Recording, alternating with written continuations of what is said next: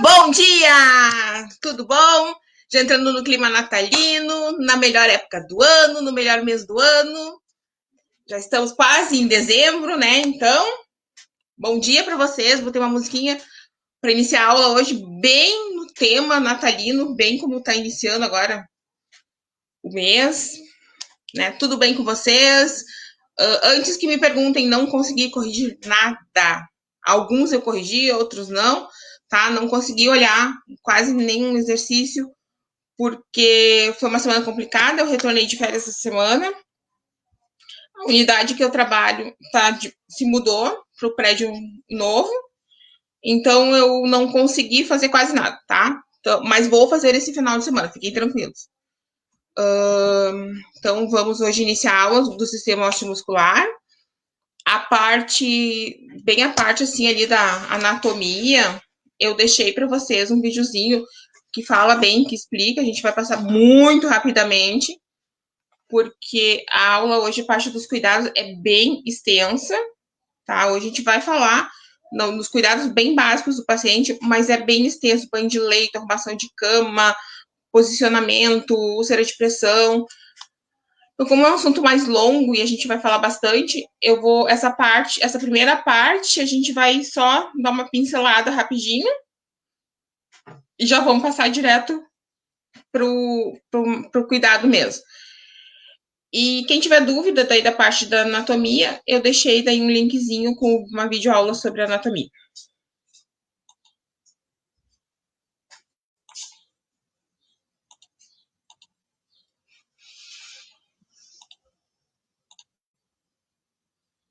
Então, hoje é o sistema osteomuscular.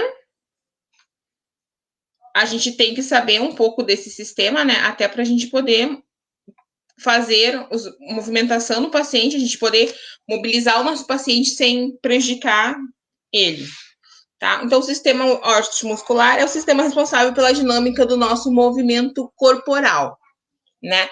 Para ocorrer toda a movimentação do corpo humano, são necessários 3 sistemas: o sistema ósseo, o muscular e as articulações. Aqui tem uma fotinha, né? O primeiro, então, seria o nosso muscular, as nossas articulações e, por último, o nosso esqueleto, que é o sistema ósseo. O nosso sistema ósseo, então, é o nosso esqueleto, né? Que ele dá forma para o nosso corpo. Ele possui funções de proteger os órgãos, né? Os nossos ossos são praticamente formados por cálcios, são resistentes. Então, ele faz essa função de cuidar, de proteger os nossos órgãos internos, tá? Além do cálcio, então, eles têm sais minerais. E eles vão se renovando à medida que vamos envelhecendo. Órgãos, né, os nossos ossos. Claro que vai chegar um ponto que não vai adiantar nada, ele vai envelhecer, né, porque os ossos têm a nossa idade. E aí, com a desmineralização e a falta de cálcio, a gente vai tendo aquelas doenças da terceira idade, que nem osteomielite, osteoporose. O osso é uma estrutura viva, né, resistente, e ela tem a capacidade de se recuperar de uma fratura.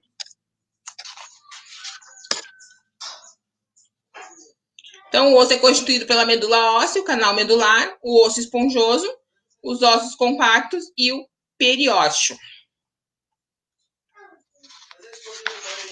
Aqui fala um pouquinho dos ossos do crânio e da face.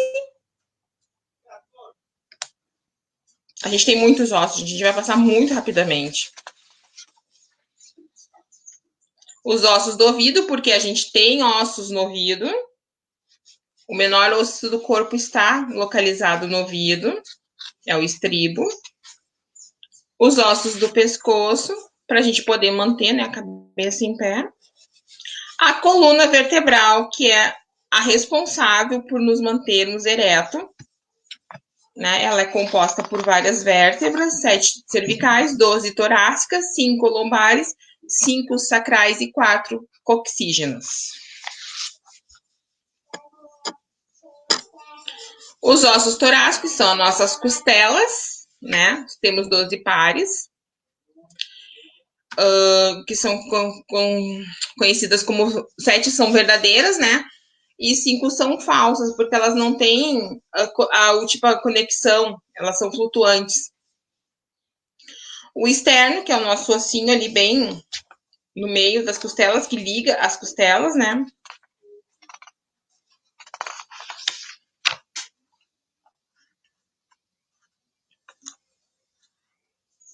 Os membros superiores, a nossa pelve e os membros inferiores. Então, como vocês podem ver, o nosso corpo ele é constituído quase na sua totalidade de ossos. Né? Então, o nosso corpo ele tem ossos que formam todas as nossas partes, vamos dizer assim, né? E ele é responsável por proteger esses órgãos que ficam internamente e por nos mantermos eretos e por nos movimentarmos. Mas os ossos sozinhos não conseguiriam fazer isso. Então, junto dele, nós temos as nossas articulações, que são as conexões entre os dois ou mais ossos, né? As articulações é como se fossem as nossas dobradiças para abrir porta, para abrir janela, como se fosse isso, né? Ela faz com que o nosso movimento seja feito, né? E que o osso ele não sofra desgaste. A gente então tem 3 tipos de articulações: as fibrosas, as cartilaginosas e a sinovial. A articulação fibrosa, então, é aquela imóvel, né? Que conecta 2 ossos e não permitem que eles se movimentem, que é o caso das articulações que nós temos no nosso crânio. Por que não pode mexer? Porque se os nossos ossos cranianos mexerem, o nosso cérebro não vai estar protegido. Então, essas articulações precisam ser imóveis e muito resistentes para proteger o cérebro. As cartilaginosas são as semimóveis, né? Elas têm uma movimentação limitada, que é, então, as articulações da nossa coluna vertebral, entre as nossas vértebras. Ela tem uma mobilidade, uma semimobilidade, né? Para que ela possa proteger também, que essas articulações não permitem aquela movimentação muito brusca. Ela tem um limite. Já a articulação sinovial é aquela nossa articulação que tem a ampla movimentação, que é dos nossos mãos, nossos dedos, nossos pulsos, braços, cotovelo, joelhos, né? Ela tem um líquido ali dentro. Você já deve ter feito de tirei água do joelho, né? Popularmente falando. Na verdade, é o líquido sinovial que inflamou e a pessoa teve que fazer um tratamento ali, teve que tirar um pouco, né? Às vezes o corpo produz mais do que necessita. Por quê? Porque é a nossa articulação que faz o nosso movimento do caminhar, todos esses movimentos que a gente faz. Além, então, desses 2 sistemas, a gente tem o sistema muscular, que nós temos apenas 600 músculos pelo corpo, tá? O músculo, então, ele é responsável por fazer todo o movimento de contração, distensão e relaxamento. E ele, junto com o sistema articular, ele vai gerar o nosso movimento do andar, do correr, saltar, nadar, todos os movimentos do nosso corpo, inclusive dos nossos órgãos. Então, só para finalizar assim, ó, a nossa capacidade de locomoção, ela sempre vai depender da ação desses 3 sistemas, tá? Se algum desses sistemas tiver com alguma deficiência, com algum problema, com alguma alteração, nós não vamos ter a nossa capacidade de locomoção inteira. Temos 3 tipos de músculos no corpo: os lisos, o cardíaco, que é o único que só tem no coração, né? E o esquelético. O liso, então, são os nossos músculos, os nossos órgãos internos, né? Que permitem aquela contração lenta e involuntária dos movimentos para deglutição. A gente não precisa pensar nesses movimentos, eles acontecem de forma inconsciente, involuntária. Os cardíacos, então, que é o músculo único e exclusivo do coração, responsável pelo nosso batimento cardíaco. responsável pela nossa vida, né? E o esquelético, então, que são os nossos músculos que estão no nossos, através dos tendões, eles possuem a contração vigorosa e voluntária. Ou seja, eu preciso pensar para movimentar. Essa parte que eu vou passar, né, porque fala do que é composto os músculos. E aí nós vamos chegar na parte que nos interessa. Os cuidados do paciente.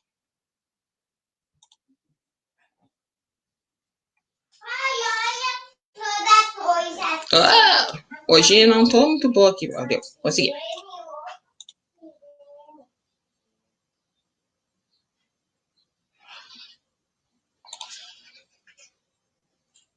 Vocês estão sem som? É bom vocês me darem esse feedback, tá? Se estão sem som, se estão com som, para eu poder arrumar aqui. Voltou o som? Tá. Então, gente, que nem eu falei para vocês, né? Hoje a gente vai falar dos cuidados bem básicos do paciente, né? E quando eu recebo o meu paciente, seja numa clínica, seja num posto de saúde, seja num hospital, eu preciso estar com a minha unidade preparada para receber este paciente. Tá? O que eu preciso ter preparado aqui? Eu preciso, principalmente no hospital e numa clínica, né? Eu tenho que deixar o leito preparado para receber o meu paciente. Bom dia, Diego, tudo bom? Então, cada paciente, de acordo com o grau de debilidade e o tempo de permanência que ele vai ficar internado neste hospital, né? Ele vai ter um tipo de leito específico. E a gente deve deixar esse leito montado para receber este paciente. Quais os tipos de cama que a gente tem? A gente tem a cama aberta, que é aquele leito que está sendo ocupado, né? E provavelmente é um paciente que ele tem condições de caminhar. Então, eu só estou deixando aberta essa cama, arrumo essa cama que ela fique de uma forma que eu saiba que essa cama pertence a um paciente, porém ele é um paciente que consegue deambular. Então, ele não é um paciente que fica restrito ao leito, mas é uma cama que está ocupada. A cama fechada é o leito pronto, limpo, ela está vestida, ela está pronta para receber o paciente. O paciente chegou, a cama dele está fechada, eu abro e essa cama automaticamente fica com o paciente. Isso eu estou falando de pacientes que têm condições de deambular, tá? Cama para operado. É o leito que eu preparo para receber um paciente que venha do centro de recuperação. Ele vem do centro cirúrgico, né? Ele vem da sala de recuperação, e ele, ou de cirurgia, ou de exames, e ele necessita de repouso imediato. Então, essa cama, ela está preparada para receber este paciente. A cama com cliente é aquele leito que está ocupado com um paciente que não deambula. Ou seja, é aquele paciente que não tem condições de se locomover, é um paciente que fica restrito ao leito, né? E ele precisa de constante auxílio para tudo. É um paciente que precisa de troca com ele na cama, ele precisa que seja feito a higienização no leito, né? Ele precisa que seja feito todos os procedimentos nele restrito ao leito. E é um paciente que eu tenho que estar muito atento a riscos. É esse paciente que vai mais me dar, me exigir mais cuidados.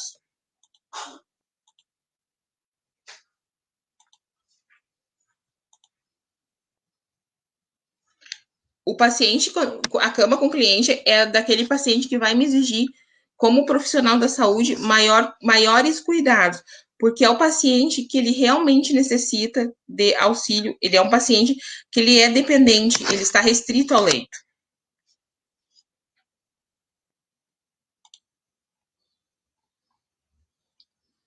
Bom,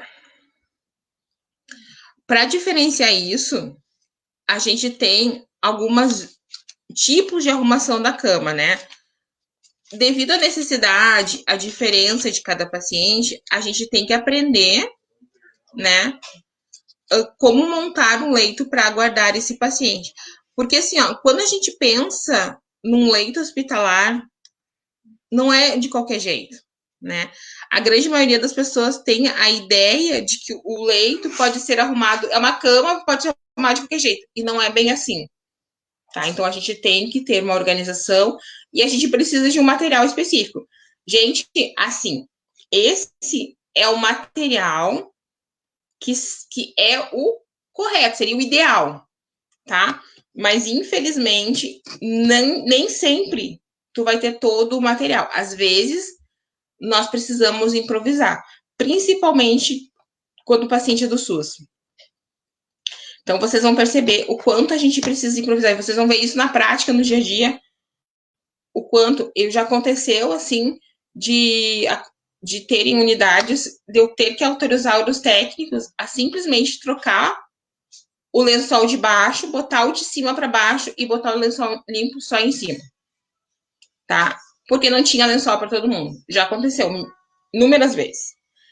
Mas o ideal é isso que eu vou passar para vocês agora. O ideal é que a gente tenha 2 lençóis limpos, a fronha, o travesseiro, a colcha, o cobertor, compressa, álcool, o impermeável, que é aquele lençol de plástico que vai para proteger o leito, e o lençol móvel que vai em cima do permeável. Este é o ideal que eu necessito para ter um leito para receber um paciente. Mas como eu disse para vocês, nem sempre eu vou ter. Por que a compressa e o álcool?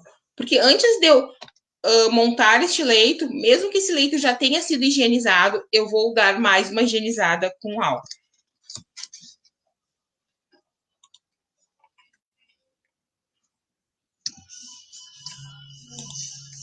Pessoal, se for surgindo dúvidas, vocês podem ir perguntando, tá? Enquanto eu vou explicando. Porque eu sei o quanto é complicado a aula online, né? Porque a gente acaba não conseguindo mostrar isso na prática. Então, vocês podem ir me perguntando no decorrer da aula, que eu vou tentando sanar as dúvidas de vocês.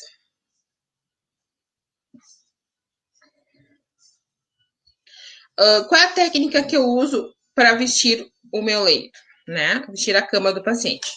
Eu higienizo as minhas mãos, reúno o meu material de acordo com a necessidade do paciente que eu vou receber, né?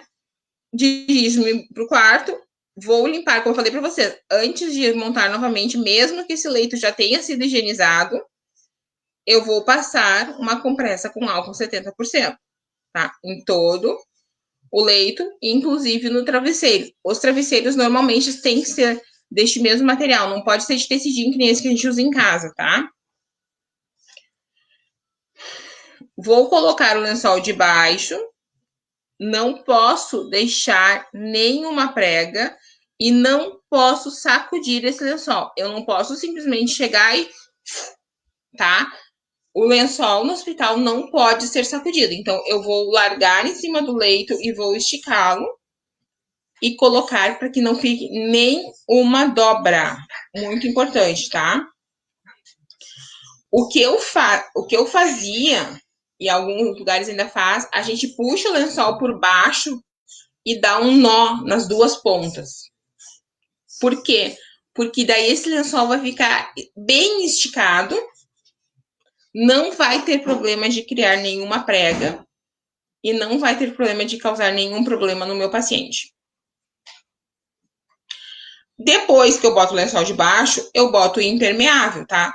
O impermeável ele fica bem no meio da cama, bem protegendo bem a parte ali do meio da cama, né? Onde fica mais ou menos as nádegas do paciente, um pouquinho, pega a parte das costas, né?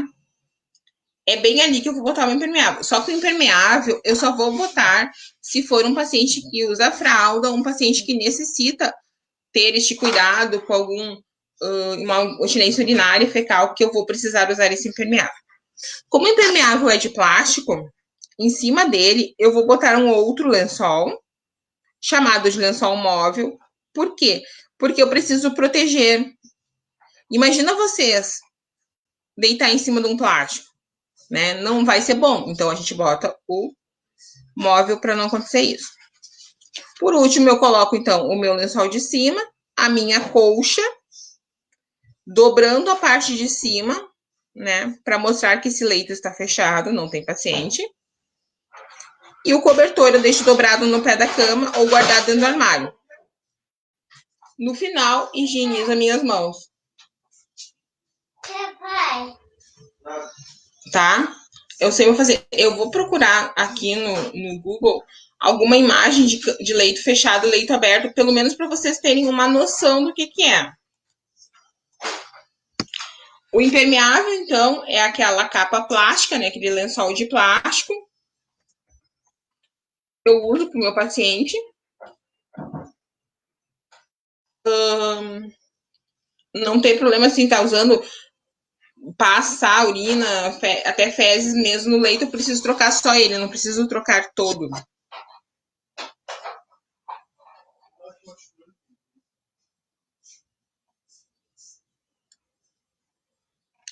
Eu tenho aqui, eu consegui achar aqui para mostrar para vocês um leito aberto, um fechado e um pós-operatório, tá? Eu vou puxar aqui no stream para vocês darem uma olhadinha como é.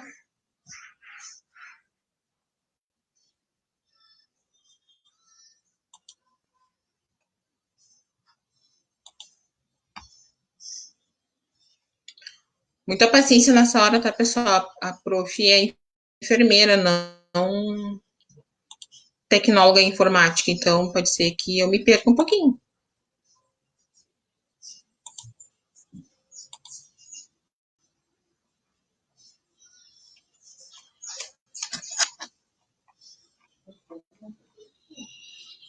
Tá. Isso aqui é uma cama fechada.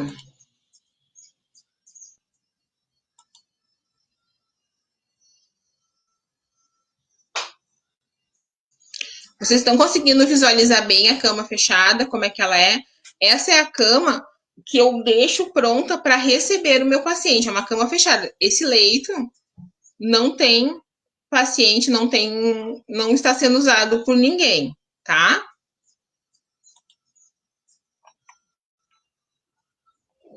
Cama de operado. Quando meu paciente vai para o bloco, eu vou recebê-lo.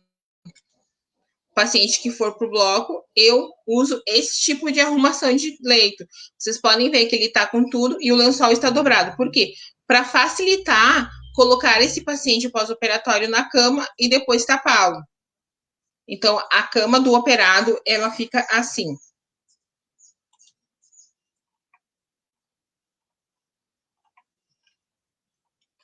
E a cama aberta, então, eu vou sinalizar que ela está aberta, dobrando a colcha e o lençol desta maneira. Assim, a minha cama está aberta. Gente, esse site aqui, eu já usei várias coisas dele, é um site bem legal, Enfermagem por Amor. Vocês podem estar pesquisando ali, eles mostram bem, eles dão várias técnicas, é bem interessante, tá? E esse arrumação de leito, eu tirei dali para mostrar para vocês. Tá? Então, são esses 3 tipos de leito que a gente tem. São esses leitos que eu vou usar no hospital. Então, o fechado vou ter para receber o meu paciente que está internando. O aberto, o aquele que já está, é uma cama que já está sendo utilizada, né, por um paciente. E o operado, que seria o leito que eu deixaria para receber o meu paciente que vem de um pós-operatório ou de um exame que ele necessite de um repouso imediato. Tudo bem até aqui sobre as arrumações de cama? Podemos continuar?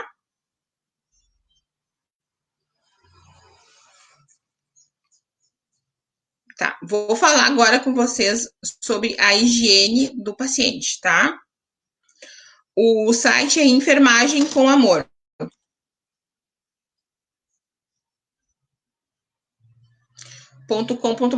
Se vocês quiserem, eu posso colocar depois o site no Facebook, tá? Para vocês não esquecerem. É um site bem legal, assim.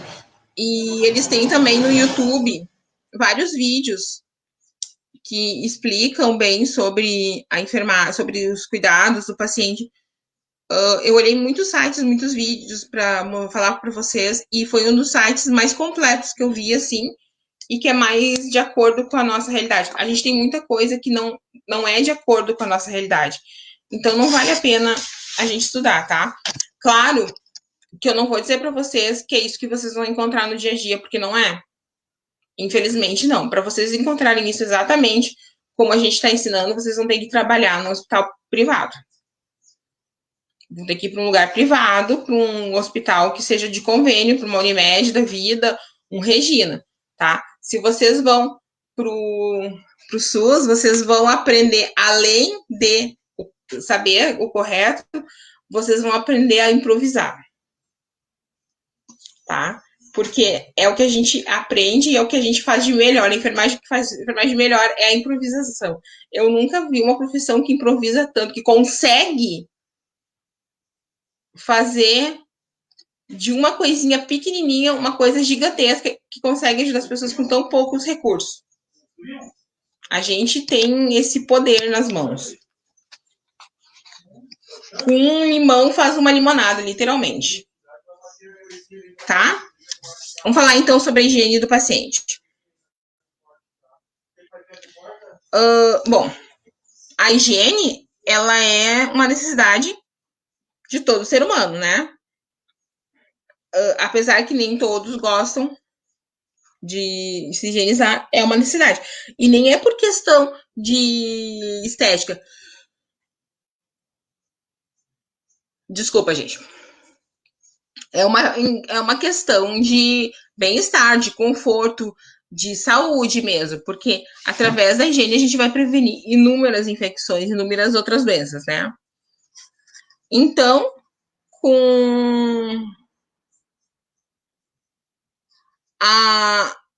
como assim, como o paciente está internado, às vezes ele não tem, né? Ele não tem condições de fazer a sua própria higiene, ele não tem autonomia para poder fazer a sua própria higiene, que é uma necessidade básica, né? Então, quem é que faz esse cuidado? Esse cuidado é feito pela enfermagem, né? A enfermagem, além de ser uma arte de improvisar, é uma arte de cuidar também, né? Até lembro que no meu convite de formatura a gente botou uma frase da Florence que falava sobre isso, sobre a enfermagem ser uma arte. Então, o que eu vou precisar? Quando eu for dar um banho de leito num paciente, que é o nome de tudo isso que eu vou falar para vocês, eu vou falar para vocês por partes, tá? Eu vou ensinar como é que vai ser feita cada tipo de higienização. Mas isso, na verdade, é uma coisa só. O momento que eu vou fazer isso é uma vez só, tá? Mas cada parte tem um cuidado específico. Como a higiene do couro cabeludo. Essa é uma higiene que eu não preciso fazer todos os dias no meu paciente. Mas eu necessito, em algum momento, fazer.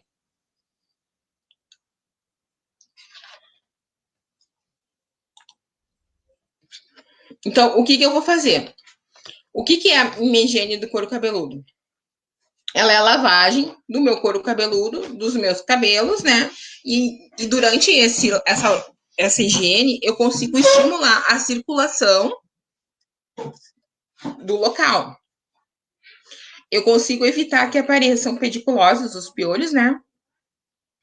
E proporciono um conforto para esse paciente.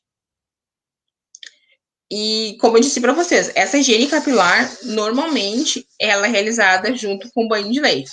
A não ser que esteja um paciente que vai passar por uma cirurgia na cabeça, alguma coisa assim que eu precise fazer separado. Se não, eu vou sempre escolher fazer junto com o banho de leite. O que eu preciso? Gente, assim, atente-se que quando vocês vão fazer um banho de leito no paciente, vocês não podem usar o mesmo material do início até o final. Tá? E muito importante, a água tem que estar sempre sendo trocada. Eu já vi darem banho de leito com uma bacia só, o corpo todo. E não dá, gente. Vocês terminarem de dar o banho do paciente, a água vai estar podre.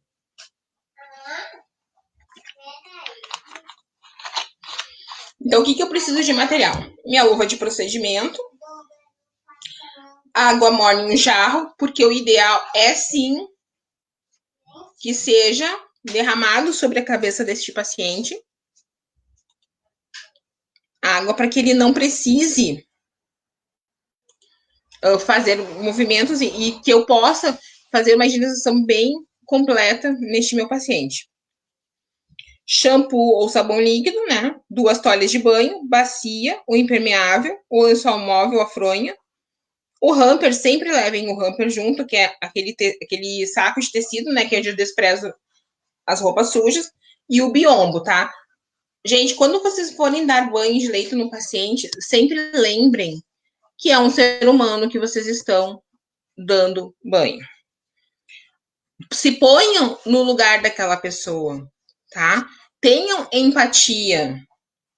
É a palavra da moda, mas é a palavra mais correta para ser usada. Né? Por quê? Se coloquem, vocês iam gostar de estarem expostos tomando um banho? Não, ninguém ia gostar. Quando eu for dar banho no meu paciente, se eu estou começando pela cabeça, não tem necessidade de eu descobrir esse paciente ainda, né? E então, e outra, não preciso que as outras pessoas do quarto vejam que eu estou tomando banho, que ele paciente está tomando banho. Então, protejam com biombo. Tem uns paninhos agora, né? Mas isso também não é a realidade do SUS. Então, vamos sempre pro lado do banho. E a gente tem que aprender a técnica, tá, gente? Mesmo que eu tenha as ferramentas, eu preciso aprender a técnica.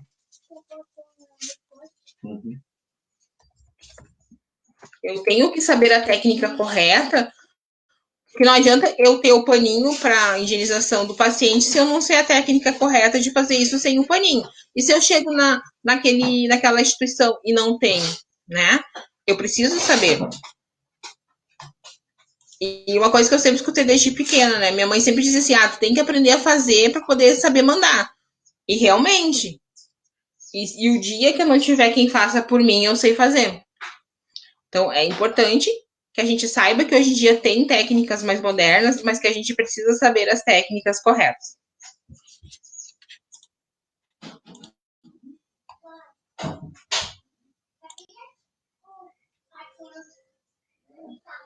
Que técnica eu vou usar, então, para lavar o couro cabeludo do meu paciente? Eu vou higienizar minha mão, que é uma coisa básica, tá? Que a gente vai repetir muito e que é muito real. Eu vou reunir o meu material, vou isolar o meu paciente com biomos, como eu falei para vocês, colocar as minhas luvas de procedimento, elevar a cabeceira, não deem banho no paciente com a cabeça muito baixa, pode escorrer para o ouvido, para os olhos, tá? Pode incomodar. Coloquem uma toalha de rosto sobre o peito do paciente para que ele não fique todo molhado. Detalhe, aqui tá falando em... Tá como higiene do couro cabeludo, mas na verdade isso aqui é uma higiene bucal, tá, gente? Não tem nada a ver com higiene do couro cabeludo. Já peguei vários erros aqui nesse...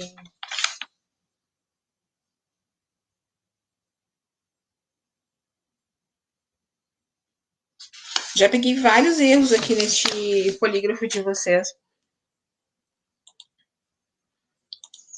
Esqueça que isso aqui não tem nada a ver com higiene do couro cabeludo, tá? Aí vocês vou falar, tá?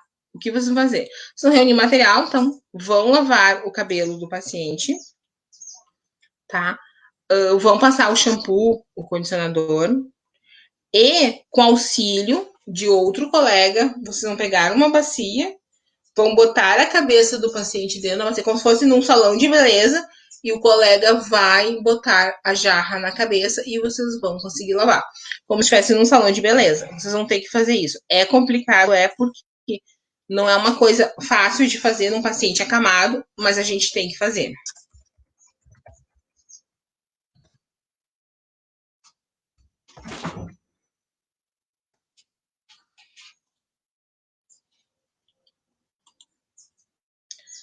Eu sempre estou procurando alguma coisa para mostrar para vocês, porque eu já peguei vários erros nesse polígrafo de vocês aqui. Esse aqui, na verdade, é uma técnica de higienização bucal, tá? Em pacientes que estão acamados e que têm autonomia de fazer a sua própria higienização.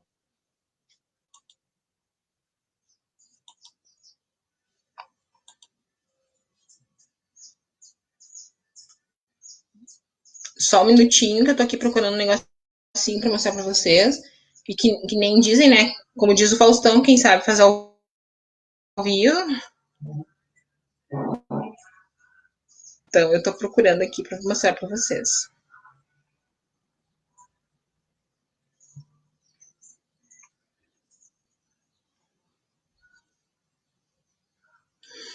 Achei um vídeo bem legal para mostrar para vocês.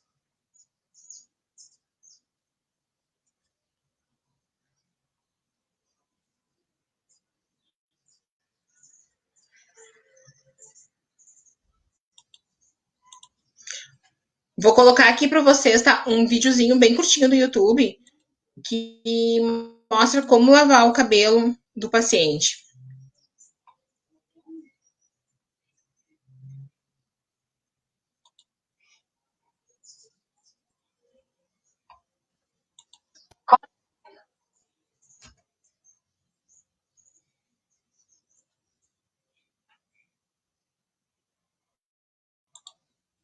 Tenham paciência comigo, gente. Eu não sei quase informática, tá?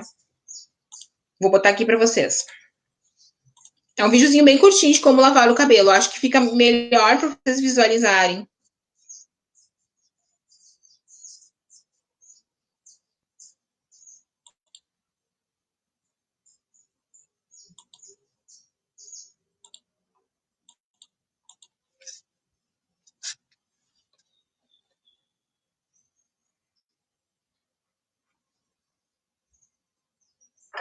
Cabelo de uma pessoa acamada.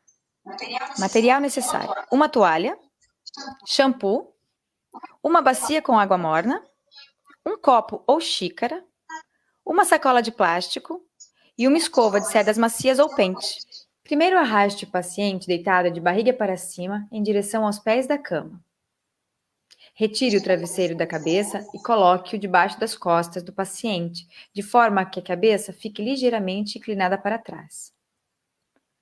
Coloque um plástico embaixo da cabeça do paciente para não molhar o colchão e depois coloque uma toalha por cima.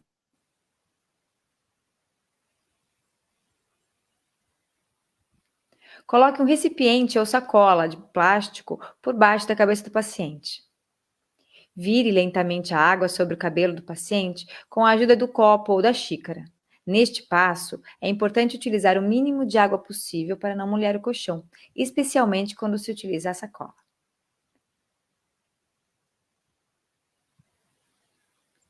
Passe o shampoo no cabelo, massageando o couro cabeludo com a ponta dos dedos. Enxague o cabelo para tirar o shampoo. Retire o saco ou o recipiente que está debaixo da cabeça e com a toalha retire o excesso de água. Uma vez que lavar o cabelo pode molhar os lençóis da cama, uma boa dica é lavar o cabelo no mesmo momento em que se dá banho ao paciente, evitando assim trocar os lençóis mais vezes do que o necessário. Após lavar o cabelo, pode-se secá-lo com um secador, evitando que fique úmido. Além disso, é importante penteá-lo para evitar que fique embaraçado, utilizando preferencialmente uma escova de cerdas macias para evitar machucar o paciente.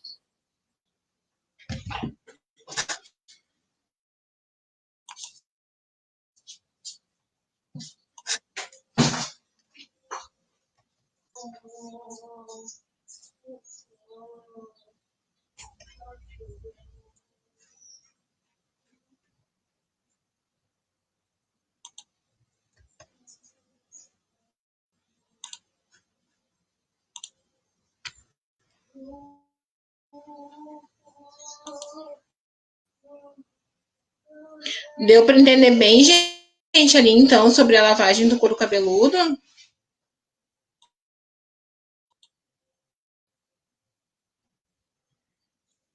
Conseguiram ver direitinho ali a técnica de lavar o cabelo que foi ensinado no vídeo? Vocês conseguiram perceber bem este cuidado? Claro que ali eu peguei um vídeo que era uma lavagem do couro cabeludo de um paciente acamado domiciliar. Mas, claro que no hospital a gente vai ter mais materiais, né? Então, só para vocês visualizarem um pouco como é que é feita essa lavagem, que eu acho bem importante, porque faz falta, né? Eu acho que faz muita falta neste módulo, quando é EAD, a gente não ter este momento de poder mostrar para vocês a maneira correta, tá? Então, e na higiene oral do paciente inconsciente, tá? Aquele meu paciente que ele está inconsciente, ele não tem condição de fazer nenhuma sozinha. Eu vou também pegar o meu materialzinho, minha cuba rim, né? Uma cuba redonda, um copo plástico. Vou usar apenas solução antisséptica, não adianta eu querer botar creme dental, porque eu não vou conseguir fazer com que ele depois faça um enxágue correto da boca, né? Uso óleo Dersane, pacote de gás esterilizado, o saco plástico de lixo, uma espátula ou um palito de picolé. Normalmente a gente tem espátula para curativo, para botar medicação no curativo, né? Toalha de rosto e luvas de procedimento.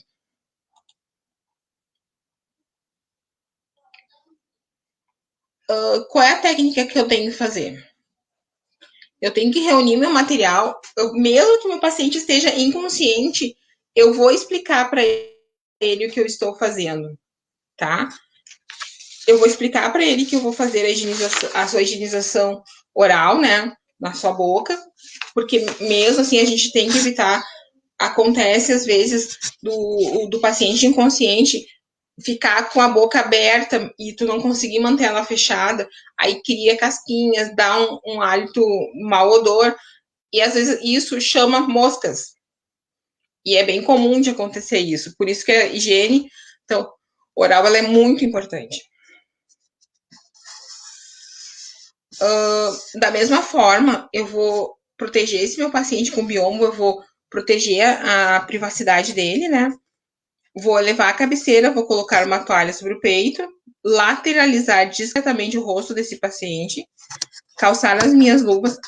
E o que eu vou fazer? Eu vou enrolar minha gaze neste palitinho, nessa espátula, nesse palito de picolé, e nela eu vou molhar a solução antisséptica, tá? Vou umedecer essa minha gaze na solução antisséptica, vou abrir a boca do meu paciente, sempre com auxílio de uma espátula, nunca com a minha mão,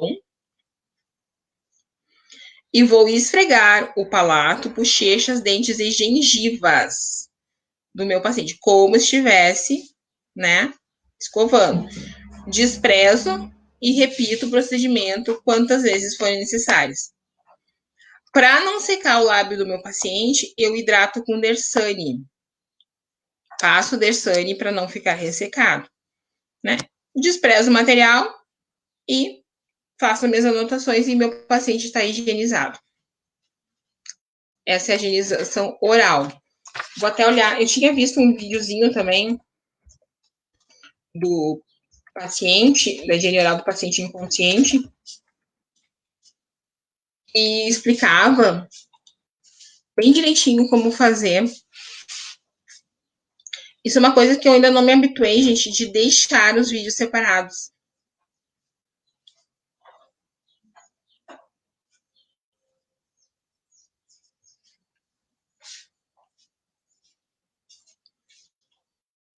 Esse é um videozinho um pouquinho mais longo, mas eu acho que é bem legal de vocês assistirem, porque é uma higiene importante e a gente acaba não fazendo muitas vezes, né? Porque, querendo ou não, a gente não tem tempo para fazer tudo que a gente gostaria de fazer no plantão. É um vídeo que tem propaganda de 6 segundos.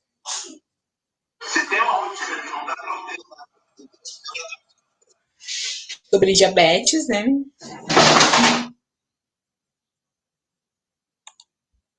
Vou tentar botar para vocês esse videozinho para vocês olharem. Ele é bem legal.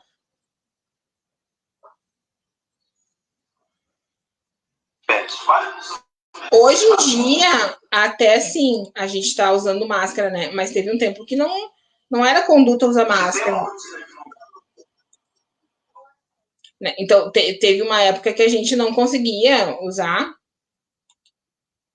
a máscara, não se usava, não era rotina, né? O que a gente fazia muitas vezes era botar uma gazezinha sobre a boca desse paciente. Mas se tu tiver, deixar a higiene dele bem feita, deixar o Dersane ali, já evita bastante a mosca. Mas, infelizmente, mosca é um bicho que tem em tudo que é lugar, né, gente?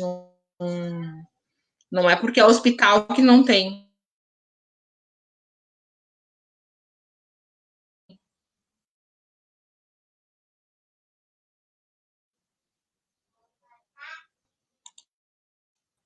Eu já tô muito perdida aqui. Na verdade, não é que eu tô perdida, na verdade é que eu não sei usar direito o computador mesmo. Sou muito sincera pra dizer pra vocês. Vou tentar abrir aqui, então, o vídeo pra vocês darem uma olhadinha.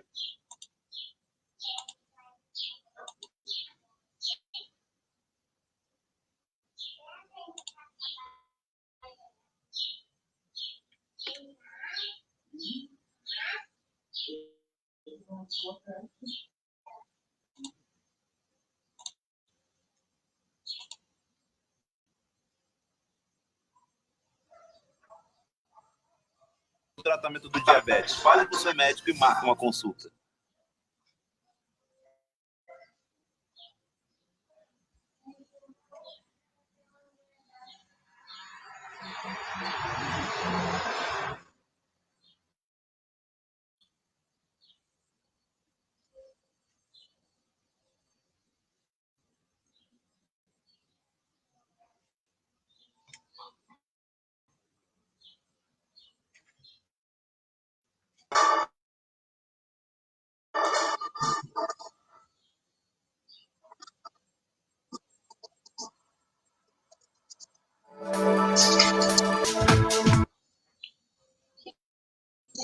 Higienize as mãos com água e sabão ou álcool a 70%.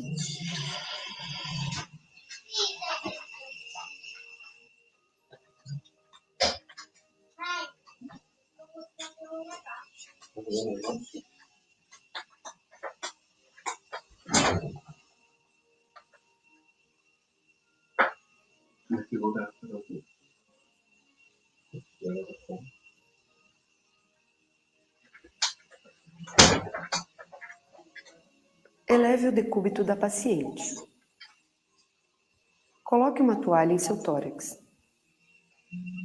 Em dupla, fixação da cama. Cuidado para não deslocá-la. Atenção para os materiais necessários.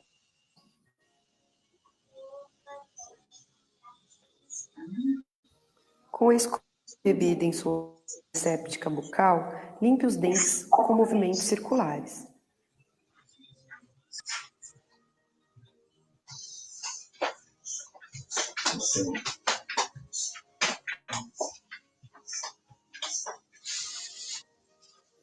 Movimentos de vai e vem.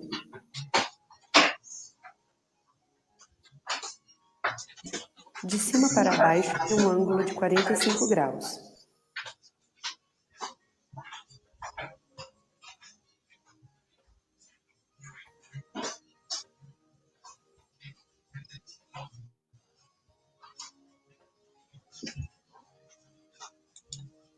Realize movimentos vibratórios nas gengivas.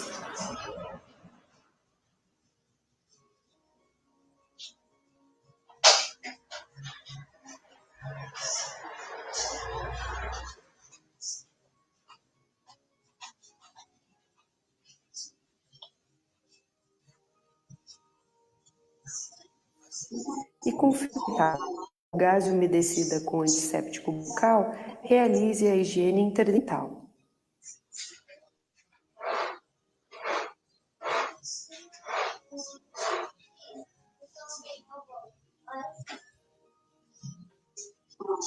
Com haste flexível de espuma, realize a higienização da mucosa pós-periojugal. Palato.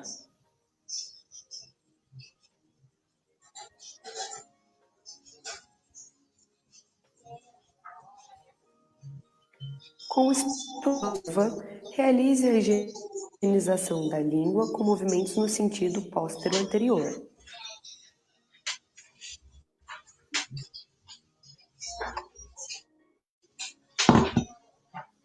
Umedeça os lábios da paciente com soro fisiológico ou produto específico. Com cuidado, e a fixação da cânula. Bom, eu vi que bastante gente falou que tava travando, né, o vídeo. Pra mim não tá travando, mas eu entrei no Facebook e vi que realmente tava travando.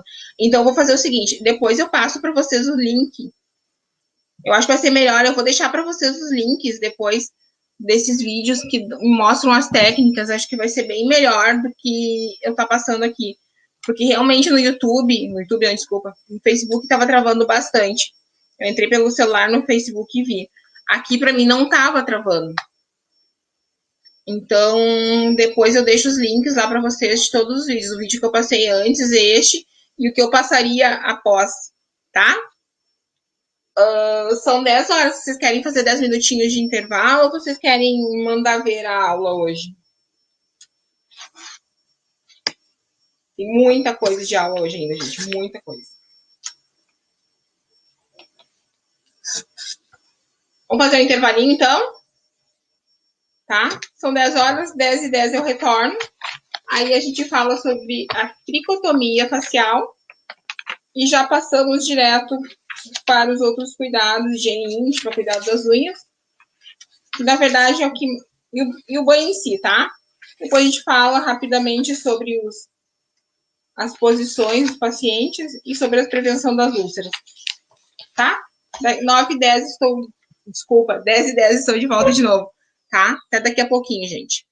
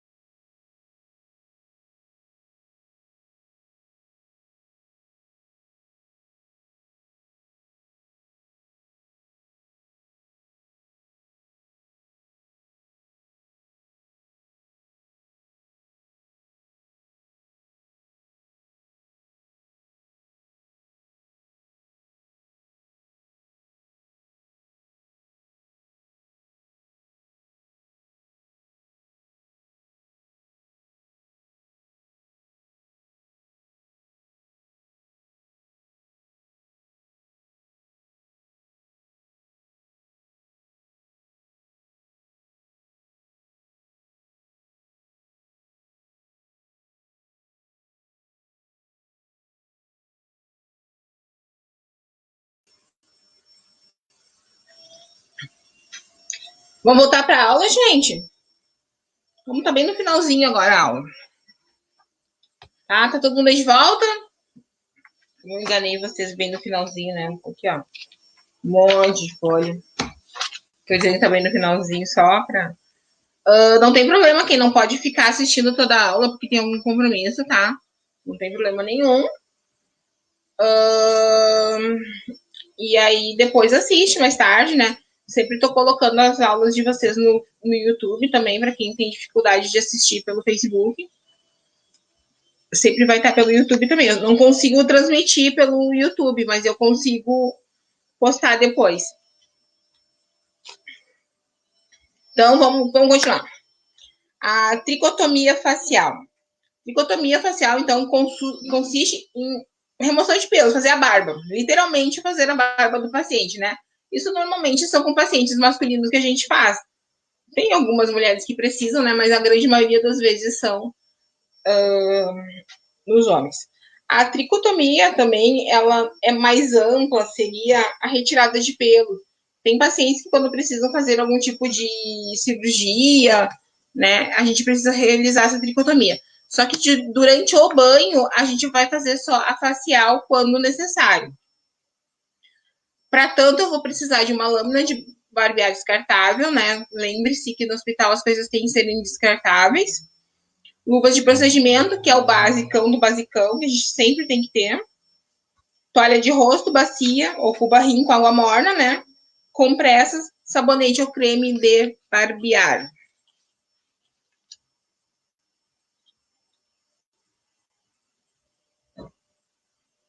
Então, a técnica vai ser sempre, vamos sempre seguir a nossa técnica de higienizar nossas mãos, reunir o material, explicar o procedimento ao paciente, independente se ele está lúcido ou não, tá? Vou botar minha luva, já isolei meu paciente, né? Vou molhar a compressa no sabão e na água, vou ensaboar a face, e aí vou iniciar. E sempre que eu for fazer tricotomia, tem que ser em direção ao crescimento do pelo. Por quê? Porque se eu fizer contra, eu posso deixar essa pessoa com aqueles pelinhos inflamados, sabe? Aquelas bolinhas de pus. Então, sempre eu vou fazer em direção do crescimento do pelo. Acho que para os homens isso é muito mais tranquilo do que para as mulheres de fazer. Acho que o homem tem mais essa técnica. Eu, por exemplo, não sou acostumada a fazer barba, então para mim é mais complicadinho de pensar nisso. Mas aí eu tenho que parar, pensar como é que eu faria, entendeu? Acho que então, isso para o homem facilita bastante. Vou remover, então, os pelos que ficaram no aparelho com a gaze, né? Molhando o aparelho na bacia com água e sabão. E importante, eu não posso sujar a minha água muito com pelo. Então, sempre vou limpar na gaze. Claro que não vai sair tudo, né? Vai ter um ou outro. Mas não vai ficar aquela água cheia de pelo, entendeu? Vou repetir, então, essa quantas vezes for necessária, né? E quando eu falo em tricotomia, eu nunca vou fazer no sentido contrário ao pelo. Tá? Removo o excesso de sabão com compressa umedecida. Seco o rosto do meu paciente. Desprezo tudo o material, jogo água fora. E lavo e registro no prontuário. Parece repetitivo, eu estar falando para vocês toda hora. Registra no prontuário, registra no prontuário.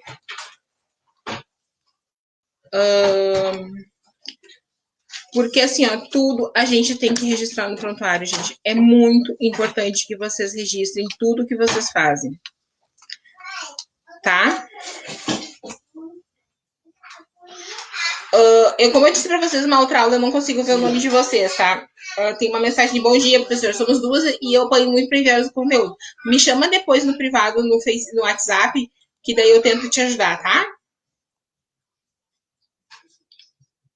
O cuidado com as unhas. Gente, infelizmente, essa parte aqui é uma parte que a gente vê muito poucos profissionais da saúde fazendo. A grande maioria dos profissionais da saúde não fazem a higienização das unhas, os cuidados com a unha do paciente, né? E a gente deve ter esse cuidado. E não só da mão, mas dos pés também, tá? Normalmente, esse procedimento deve ser feito junto ou após o banho de leito, né? Porque a água vai deixar as unhas mais fáceis de serem limpas e mais... Tchau, Elizabeth, boa consulta. Então, e à tarde tu assiste, quando tu tiver tempinho, e responde as questões, tá bom? Eu vou precisar, então, como o meu paciente já foi higienizado e a água vai deixar a unha mais fácil de limpar, eu posso também deixar de molho a unha do paciente, quando ela é mais durinha, por uns 10 minutinhos na água morna. Tá? Deixo ali e depois eu faço a higienização. A do pé, normalmente, é uma unha mais resistente. Então, o que eu posso fazer? Eu posso deixar umas gazezinhas embebidinhas em água em cima das unhas, ou algodão mesmo, né? Enquanto eu faço a cuidados da mão. Eu preciso do quê? Cortador de unha ou tesoura, lixa de unha, cuba redonda e toalha de rosto. Higienizo a minha mão, explico o procedimento, umedeço as unhas por 10 minutos, que falei para vocês. Corto e limpo as unhas de forma reta para não encravar. Lembre-se, não somos manicures, então a gente vai fazer um cuidado para que não fique sujo, apenas isso. Lixo, seco, desprezo a água e registro no prontuário. Alguns lugares, os próprios familiares cuidam, na maioria das vezes os próprios familiares, mas tem sempre aquele que não tem cuidado da família e a gente tem que intervir e cuidar.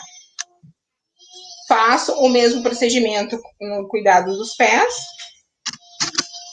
E o pacientezinho está com tudo limpinho. Porém, temos uma parte do corpo que a gente deixa por último, que é a higiene íntima. Quando eu vou dar banho de leito no meu paciente, eu sempre penso em céfalo caudal, da cabeça em direção ao fim do corpo, né? Então, a higiene íntima, ela deve ser feita tanto em homem como mulher, só que ela é feita de forma diferente no homem e na mulher. Até por uma questão uma questão física, né? Não é o mesmo, são diferentes órgãos, então a gente tem que fazer a higiene de acordo com cada um. Na mulher, eu vou precisar, então, o quê? Comadre, compressa, água, sabão, um jarro com água morna, uma caneca, né? Alguma coisa que eu tiver, toalha, biombo e hamper. Tudo isso, gente, eu vou deixar videozinhos para vocês lá depois no Facebook, para vocês pelo menos visualizarem como é que é feito essa higiene, tá bom? Eu vou botar no Ava também, para quem não tem acesso ao Facebook possa olhar.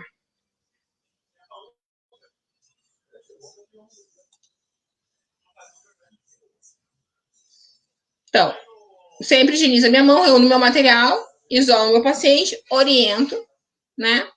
Pego a água, testo no meu antebraço, na parte interna do meu antebraço, como a gente testa água de bebê, tá? Não esqueçam.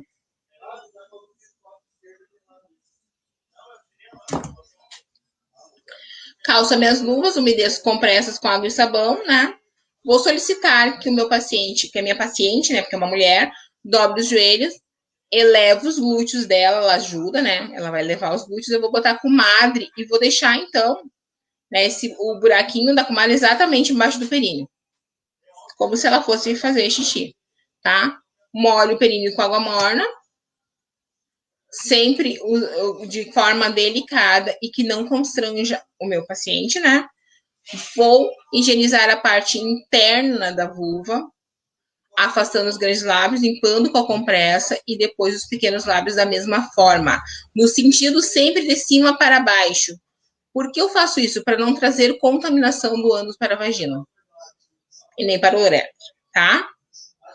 Molho novamente o períneo, removo o sabão e faço a higiene na parte posterior, seco, removo, desprezo as roupas limpas e realizo os registros necessários. No homem, o material é o mesmo, tá? Porém, no homem, depois que eu fizer tudo, eu vou botar a comadre na mesma posição, tá? Vou molhar o períneo. Porém, no homem, eu vou ter que fazer uma higienização da pele, do períneo e do saco escrotal. Depois, eu vou higienizar o pênis. Vou retrair o prepúcio, que é aquela pele móvel sobre o pênis, vou expor a glande e limpar essa região. Muito importante. Essa região cria uma secreção, cria tipo um sebinho mesmo, né? E a gente tem que fazer essa... É o esmegma. E a gente tem que fazer bem essa higienização, tá? Molho novamente o períneo com água morna para remover. Depois que eu seco o períneo, depois que eu lavei a parte posterior, eu vou secar o períneo, vou remover a comadre e vou fazer as minhas anotações necessárias. Não tem segredo nenhum. A única coisa é que homens e mulheres são diferentes fisicamente, mas o banho é praticamente a mesma coisa. Então, o banho, né, além dele remover a nossa sujidade da pele, ele nos proporciona um bem-estar, como eu disse para vocês. A higiene corporal, ela é uma questão de saúde, né? E ela também é nesse momento que eu vou poder fazer com que o meu paciente ele tenha uma estimulação da circulação sanguínea, principalmente aqueles pacientes que estão restritos ao leito, tá? Existem alguns diferentes tipos de banho, tá? Então, nós vamos falar de alguns tipos de banho aqui. O banho de ablução. O que é esse banho de ablução? É aquele banho de bacia, né? Onde o paciente ele vai jogar água no corpo dele em pequenas porções, né? Não muito usual nos dias de hoje, só quando falta água que a gente é obrigado a fazer, ou falta luz, né, que a gente é obrigado a fazer esse tipo de banho. O banho de imersão, que é o banho de banheira, aquele que a gente utiliza nos bebezinhos, né? Nas maternidades e em casa mesmo. O banho de aspersão, que é o banho de chuveiro, que é o banho que a gente... nossa primeira escolha para pacientes que estão lúcidos, né? O paciente que tem pouca dependência, a gente pode até utilizar uma cadeira de banho, né? Para ele mesmo tomar banho, porém sentado. Essa cadeira de banho é uma cadeira que ela tem tipo um assento do vaso sanitário, porém ela tem rodinhas e ela pode ser colocada embaixo do chuveiro. E sempre que esse banho sempre é a nossa primeira escolha, né? Porque ele além de proporcionar um maior conforto, né, para saúde para o paciente se sente um pouco mais independente em tomá-lo.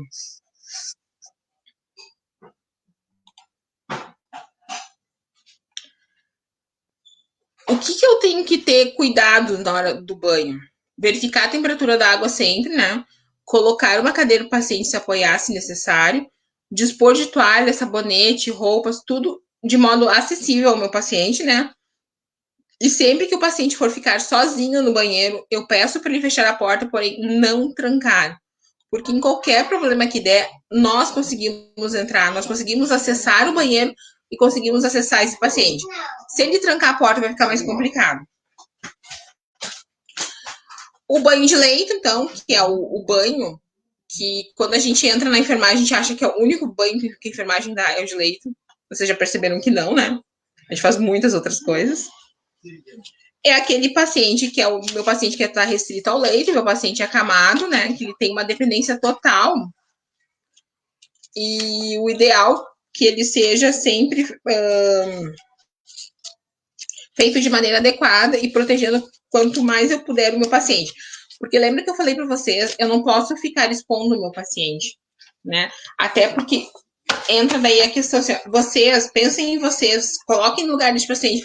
Vocês gostariam de ficar totalmente expostos na hora do banho? Óbvio que não. Pessoas estranhas te dando banho, tu totalmente descoberto, totalmente sem nada ali, exposto, ninguém ia conseguir. Ninguém ia gostar, né? Então, é um banho que normalmente se dá em duplas, não é um banho que pode ser feito sozinho, porque precisa, sim, de auxílio de outra pessoa.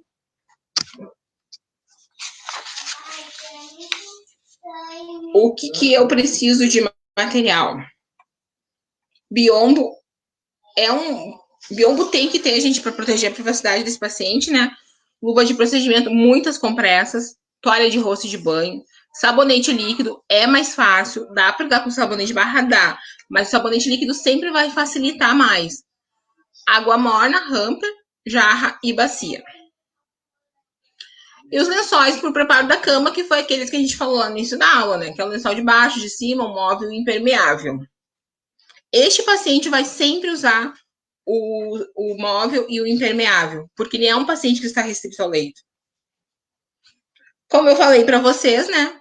Vou testar minha água, fiz todos aqueles procedimentos, higienizei minha mão, reuni meu material, isolei meu paciente, orientei sobre o procedimento, peguei a água morna, testei dentro do meu antebraço, calcei as minhas luvas. Então, um colega se posiciona do lado direito da cama, o outro do lado esquerdo. Desprendemos os lençóis de baixo, tiramos os nós, né? Se tu for dar o banho, o teu colega fica com a toalha, porque tu lava, o teu colega já seca e tu já cobre esse paciente. Tá? Umedeço, então, a minha compressa com água, baixo a cabeceira, se possível, tiro travesseiros, faço a lavagem do couro cabeludo, como eu já falei antes para vocês, higienizo o rosto. Quando estiver fazendo esta parte, tá? Couro cabeludo, cabeça, eu não preciso tirar a roupa do meu paciente. Ou a camisola, qualquer coisa, tá? Quando eu chegar nesta outra parte, o que eu vou fazer? Eu vou remover a parte de cima da roupa do meu paciente, tá? Porém, da cintura para baixo, esse paciente continuará coberto. Umedeço as compressas com água e sabão, higienizo braços, higienizo o antebraço, tá? Inicio pela mão, vou subindo pelo antebraço, braço e termino nos ombros e axila. Meu colega seca, tá? Tiro o excesso de sabão e o meu colega já vai secando. Após eu vou higienizar o que tá do meu lado. Vou fazer a mesma coisa. Mão, antebraço, braço, axilas e ombro. E vai ser seco também. Depois que eu lavei tórax, eu vou lavar a parte inferior do meu paciente. Então, o que eu vou fazer? Eu vou tapá-lo, a parte de cima, e vou descobrir a parte de baixo. Sempre inicio dos pés para cima. Então, a minha higiene íntima vai ser a última coisa que eu vou fazer, tá? Lavo os pés, pernas, coxas, removo o excesso, o colega seca, repito o processo no próximo membro inferior, né? Aqui vocês veem que eles deram uma outra orientação, né, para higienizar o tórax depois. Eu normalmente higienizo o braço, tórax e depois vou para a parte de baixo.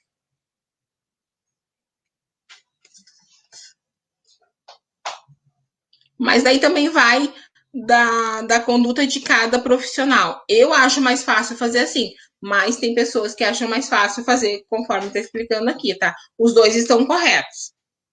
As duas maneiras estão corretas.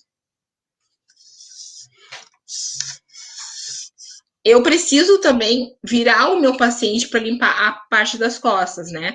Então, o que vai fazer? Se eu estou lavando, eu vou virar o meu paciente para o lado do meu colega. Meu colega vai segurar esse paciente, eu vou fazer a higienização, já vou aproveitar para trocar a minha roupa de cama. E aí, eu vou desvirar o meu paciente em cima do leito. Porém, antes de eu chegar neste ponto, eu preciso fazer a higienização íntima, tá? Por quê? Porque se eu deixar para fazer a higienização íntima depois, eu vou molhar minha cama novamente. Então, o paciente está deitado na cama.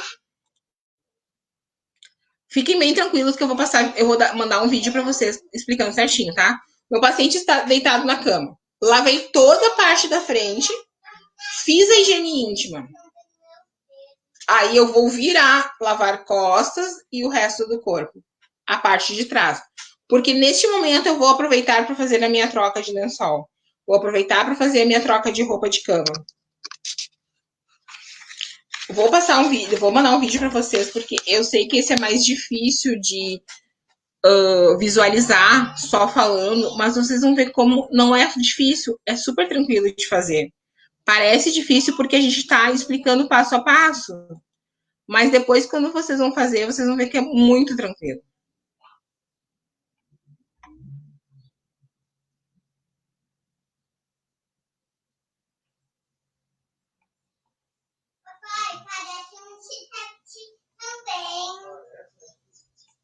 Aí, depois que eu faço tudo, desprezo o material que eu não preciso, higienizo as minhas mãos e registro no prontuário do paciente. Tudo tranquilo até aqui?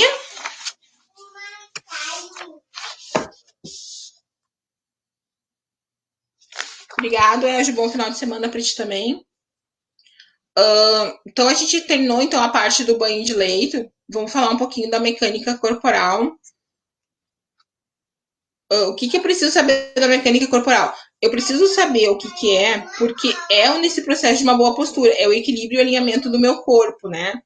Então, eu preciso saber para também entender como eu vou virar o meu paciente sem correr o risco de lesionar ele, de complicar a saúde dele. E também para nós, né, gente? Porque se eu for fazer, a gente sabe que na grande maioria das vezes os cuidadores fazem isso sozinhos, então eles precisam também saber da mecânica corporal, porque quando eu vou fazer esse movimento no meu paciente, eu preciso me cuidar também, tá? Eu preciso saber, porque senão eu também posso me lesionar. Até a maneira como a minha postura para virar meu paciente, para erguer meu paciente, eu tenho que cuidar para que eu não me lesione também.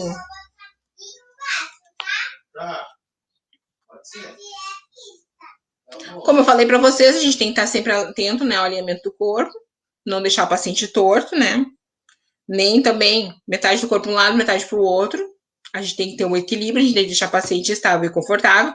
Nem sempre ele vai conseguir fazer isso sozinho. Então, para isso, eu vou ter coxins, né, ou travesseiros de apoio, que é tipo um rolinho, assim, eu posso fazer isso com lençol, com cobertor também. E eu deixo embaixo do paciente, para quê? Porque o meu paciente, ele não force, né, a estrutura corporal dele, porque ele não vai conseguir se manter naquela posição por muito tempo, tá? Eu posso botar também travesseiros no meio das pernas para estabilizar articulações, né? Para evitar lesões. Tudo isso são cuidados que eu posso ter com o meu paciente.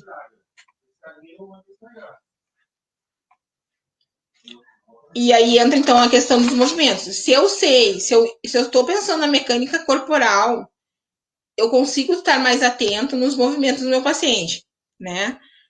E eu consigo também saber qual a melhor posição que ele vai ficar confortável, sem causar traumas nas articulações, né? E sem desenvolver as tão temidas úlceras de pressão. Eu já falei e falo, úlcera de pressão sempre vai ser responsabilidade da enfermagem. Por quê?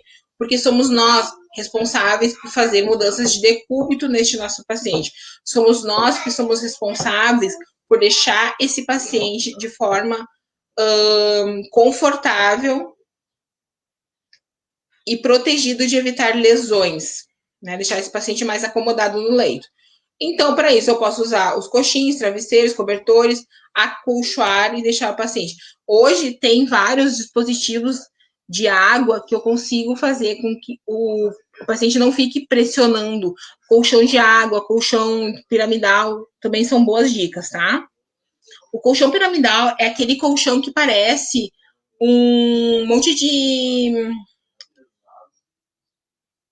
Eu tenho aqui uma caixinha, sabe aquelas caixinhas de ovo? Parece um monte de caixinhas de ovo. Tá? Parece que fizeram um monte de caixinha de ovo. Por quê? Porque aquele colchão impede que o teu peso fique só num local. Que nem eu falei para vocês, a mudança de decúbito, né? Ele é sempre realizado com o auxílio de um cuidador ou de um técnico de enfermagem. Porque o familiar não vai ter noção da dinâmica e da mecânica corporal. Só que eu já falei para vocês, então, né? Eu vou mandar um videozinho também falando sobre essa mudança de decúbito.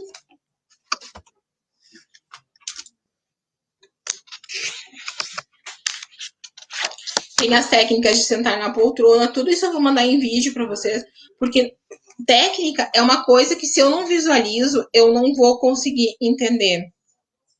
Então eu vou mandar para vocês vídeos curtinhos para vocês olharem, tá?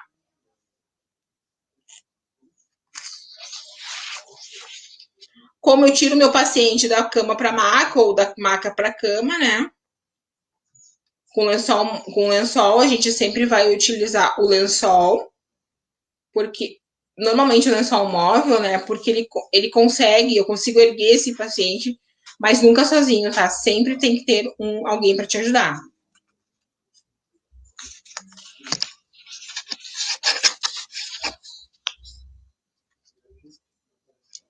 Durante o meu banho, eu também posso realizar um conforto nesse meu paciente. Além de proporcionar um conforto, as massagens, elas vão me proporcionar também alívio de dor, vão favorecer a circulação sanguínea e vão prevenir o aparecimento das úlceras de pressão. Vai reduzir o edema e vai aumentar o conforto deste paciente. Né? Então, o que a gente pode... A gente só não pode fazer massagem em pacientes que apresentem febre, queimaduras e feridas abertas, tá? Ou cicatrizes recentes, ou se tem tumor ou fratura. Esses pacientes não posso. Mas durante o banho, eu posso sim aproveitar o momento para fazer alguma massagem no meu paciente. Como a vibração, que é uma aplicação local da massagem, movimento trêmulo do braço do massageador. Fricção, que eu aperto, né? Que eu aplico a massagem com a ponta dos meus dedos em movimentos curtos. Amassamento, que é aquele bem que eu faço uma massagem de pão mesmo, vou amassar o pão, vou amassando ele. E deslizamento, que é o mais comum que os familiares fazem, que é ficar deslizando a mão com a palma aberta. Que é mais um carinho do que uma massagem. Chegamos nas temidas úlceras de pressão. Eu acho que úlcera de pressão é o maior medo da enfermagem, né? Porque como a culpa recai sempre sobre a enfermagem, tô falando de pacientes internados, tá? A gente morre de medo. Eu, quando era enfermeira em hospital, entrava em pânico numa técnica e falava, a enfermeira vem ver a abrir uma úlcera. Porque é chato de tratar, é demorado, e a gente sabe que a responsabilidade é nossa, tá? A úlcera de pressão nada mais é do que uma lesão na pele, uma ferida, né? Por que ela é causada? Porque ali naquela região é interrompido o suprimento sanguíneo, tá? Porque isso é um local que ficou um longo tempo sob pressão, né? É um local que perdeu nutrientes de oxigênio por pressionar constantemente, né? Contra uma superfície rígida, caso a cama, que acaba se tornando rígida conforme tu vai ficando deitado. E para prevenir, é importante que a gente saiba que existem algumas probabilidades de aparecimento, tá? Tem fatores de risco. Quanto melhor eu souber esses fatores de risco, melhor eu vou saber prevenir as úlceras de pressão. O que são os fatores de risco? É a imobilidade. Paciente que não consegue se mexer sozinho, tá? Paciente acamado que são ou que foram fumantes, porque o cigarro, ele retarda a cicatrização da pele. Pacientes acamados de diabetes, vocês sabem que a diabetes é uma doença que altera toda a vascularização do tecido, né? Então, esse paciente também tem dificuldade de cicatrização, ele tem dificuldade de coagulação.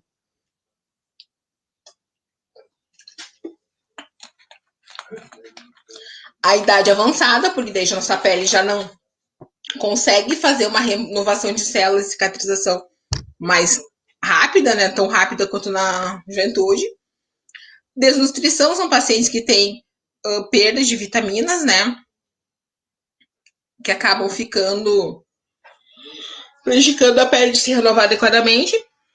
Pressões prolongadas, ficar na mesma posição por mais de 2 horas, mesmo sentados.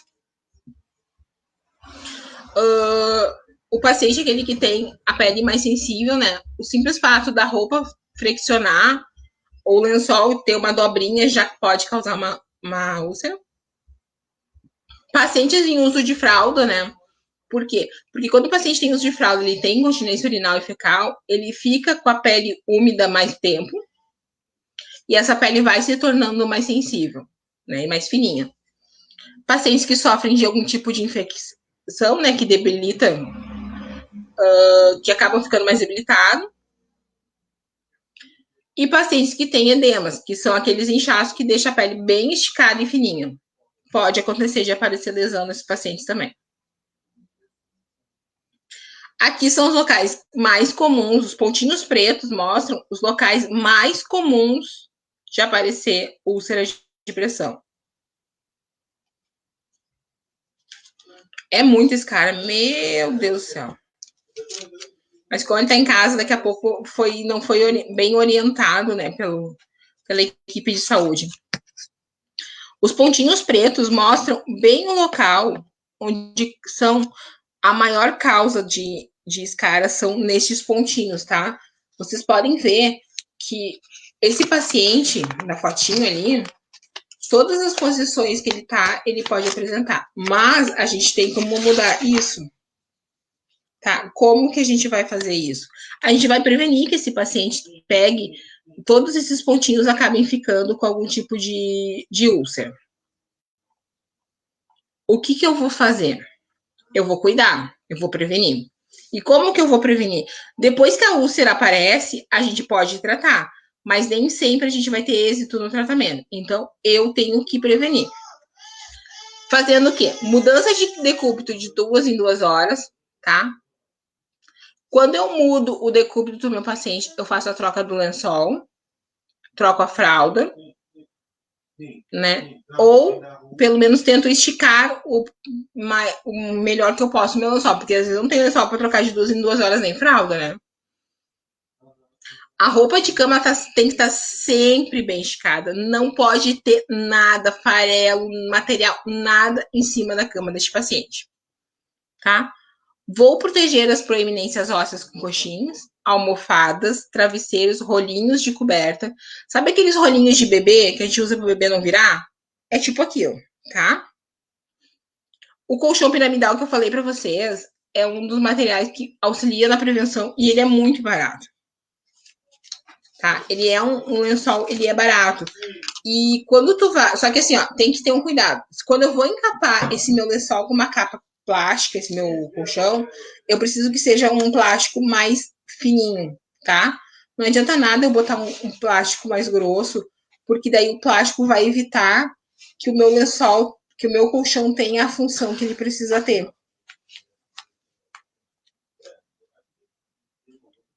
Aqui na fotinha do lado mostra, né, a posição dos coxinhos, dos travesseiros, das almofadinhas, para que meu paciente não tenha, então, a úlcera de pressão.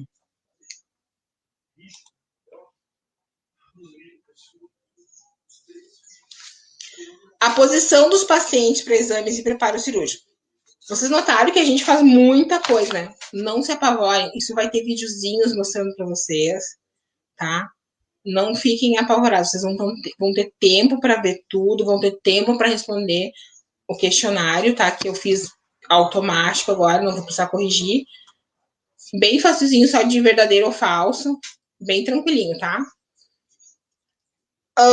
Eu preciso entender que eu tenho melhores posições para cada situação e para cada procedimento para ser executado de forma segura e eficiente. E as posições devem ser executadas sempre levando em conta a mecânica corporal do paciente, como eu falei para vocês antes.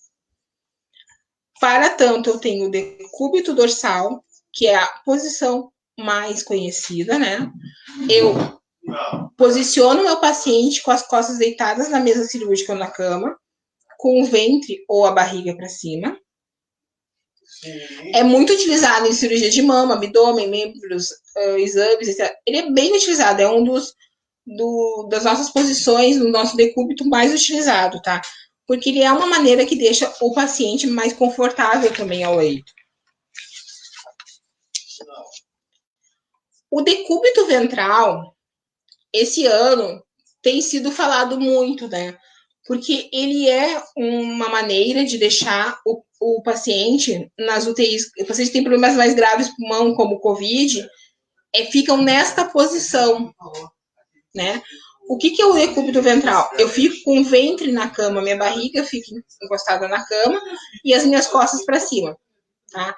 É utilizado em cirurgia de coluna vertebral, né? E bastante utilizado na UTI em pacientes com graves problemas pulmonares, como é o caso do COVID.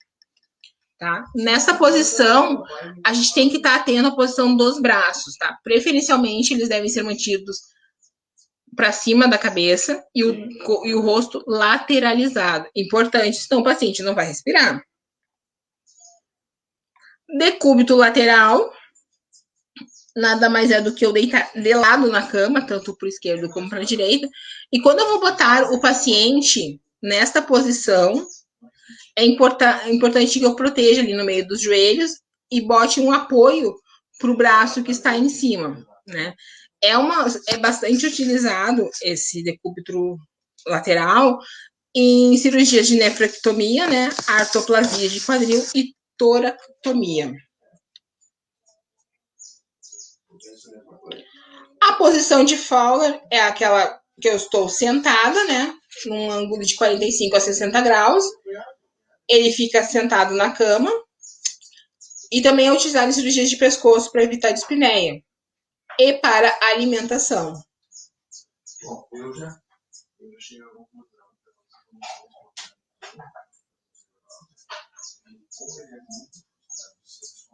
Vocês viram aqui, né, que a posição dos doentes acamados com Covid-19 e dificuldades respiratórias. Eles botaram aqui, achei bem legal, sobre o Médicos Sem Fronteiras, né, sobre o Covid-19, já está bem atualizado o polígrafo de vocês sobre isso, bem interessante, né? A posição de Fowler, então, ela favorece o relaxamento da musculatura abdominal e permite com isso que o doente respire melhor, facilita a expansão máxima do tórax. Vejam bem, esse é um paciente que não está grave, é um paciente que tem Covid, porém não está grave. A semi-Fowler, que é a de 30 a 45 graus, o doente ele permanece semi-sentado, com o tronco inclinado e os joelhos semi-fletidos, tá? É uma posição que acaba ficando mais confortável e ele consegue respirar bem.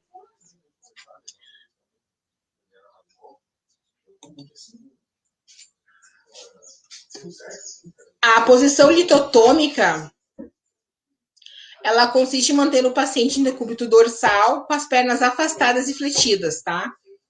Essa posição, ela deixa o paciente muito mais flexionado com as pernas do que a posição ginecológica, tá? Ela é utilizada em cirurgias e exames do reto e cirurgias urológicas por via baixa, quando o acesso é pela uretra. Meu paciente pode ficar tanto com as pernas na perneira, como amarradas. A posição ginecológica é uma posição bastante utilizada e bastante conhecida, né? Que é onde a paciente ela deita quando ela está grávida ou quando vai fazer um exame ginecológico, ela eleva as pernas em peneiras, né? Ou sobre a cama. Ela é utilizada para exame ginecológico. Quando eu faço o pré-câncer, o Papa Nicolau, as pacientes ficam nessa posição. Quando eu faço exame de toque na paciente, ela tem que ficar nessa posição. Quando a paciente vai ganhar bebê, o parto normal também fica nessa posição, tá? Só que é uma posição que, se a minha paciente ela tem órtose ou prótese de quadril, ela precisa de uma estabilização. Ela não vai conseguir ficar nessa posição muito tempo. Não combina com a pessoa, né? A posição de Sims é uma posição que eu vou deixar o meu paciente deitado, com uma perna esticada e a outra bem fletida. Tá? Porque é uma cirurgia que eu vou usar para fazer lobectomia, toracotomia. É a mais usada para lavagem intestinais, enema, tá? E o enema é ideal que a pessoa fique nessa posição à esquerda, né? Por quê? Porque tem uma ampola retal ali, né? Que faz uma voltinha, e aí não vai ficar nada ali dentro, não vai ficar material ali dentro. Resíduos, né, de fezes ali dentro. Posição de Trendelenburg, que é deixar o meu paciente com os membros elevados. Ela é indicada para o tratamento vascular, né, melhora a circulação. No caso do paciente que está hipotenso, ele fica nessa posição. Cirurgias abdominais baixas, como a esterectomia, também é nessa posição. E a genopeitoral, que é a última posição que a gente vai estudar, é aquele que o paciente fica deitado, mantendo a face e o tórax encostado na cama, fletindo os joelhos e elevando os glúteos para cima. Essa posição é utilizada para exames e cirurgias anorretais.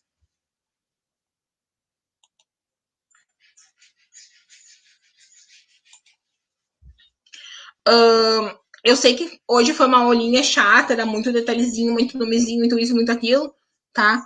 Mas era isso que eu queria falar para vocês. Vou postar vídeos, acho que vocês vão entender melhor assistindo vídeos, tá? Depois vai ter uma provinha. Eu vou liberar uma provinha, vocês vão ter uma semana para fazer.